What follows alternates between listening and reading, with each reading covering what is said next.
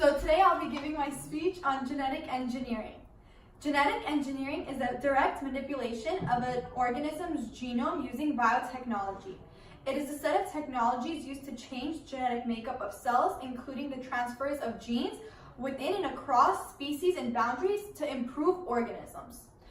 Genes are chemical blueprints that determine an organism's trait, so moving genes from one organism to another transfers those traits.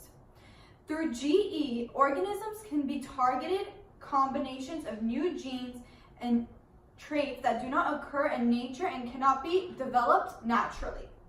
GMOs are living genetic material that have been artificially manipulated in laboratories through genetic engineering using unsustainable combinations of plant, animal, bacteria, and viral genes that do not occur in nature through traditional crossbreeding methods. So examples of this would be Bt corn. Bt corn is a common GMO that combines a gene from Bt bacteria, which is a toxin called Bacillus thuringiensis, with corn DNA to produce a crop that is insect resistant. The bacteria gene used contains a recipe from a protein that is a toxin when it is consumed by insects, but it's safe when it's consumed by humans. This leads to many incentives for farmers. Bacteria can be modified to produce desirable proteins that can be harvested and used. So one example of this would be insulin or spider silk, which is difficult to find naturally, but easy to make artificially.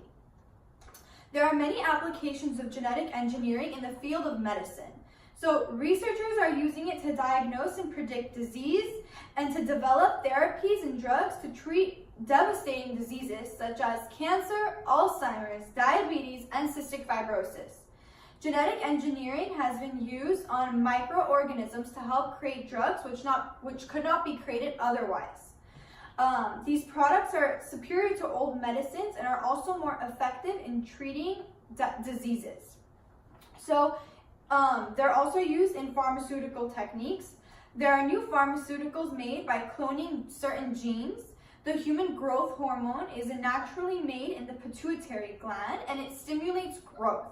In the past, it was harvested from the corpses before being injected into below average height children. Now we can genetically clone this hormone and inject it into patients with dwarfism. Millions of people worldwide suffer from diabetes as well. Diabetes occurs when the pancreas doesn't produce enough of a hormone called insulin. Pharmaceutical companies now use genetic engineering to produce mass quantities of insulin for diabetes patients around the world. The common bacteria Escherichia coli, or E. coli as we all know it, is used to produce insulin. Using recombat DNA technology, the gene for producing insulin is inserted into E. coli's genetic material, and these genetically engineered bacteria are turned into insulin-producing factories. The resulting insulin is so close to human insulin that it's almost virtually impossible to distinguish one from another. The number of applications for genetic engineering are increasing as more and more is learned about genomes in different organisms.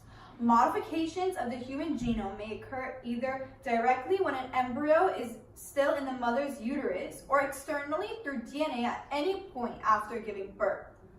So, the opportunity to enhance drug deliveries to areas of the body that were previously considered more difficult to access is something else that is currently being researched right now. Studies are already exploring the ability to humanize antibodies so that they can be tolerated in humans more and more easily targeted to cells. It is said that genetically engineering specific crops to deliver essential vaccines will be inexpensive, they will also be more accessible, and they will also be safe. In fact, several crops, including bananas and potatoes, have already been engineered to deliver oral vaccine for hepatitis B virus. Additional environmental applications of the genetic engineering include potential use of engineering bacteria to turn waste into useful products, including things such as plastic and even fuel. Thanks for listening to my speech on genetic engineering.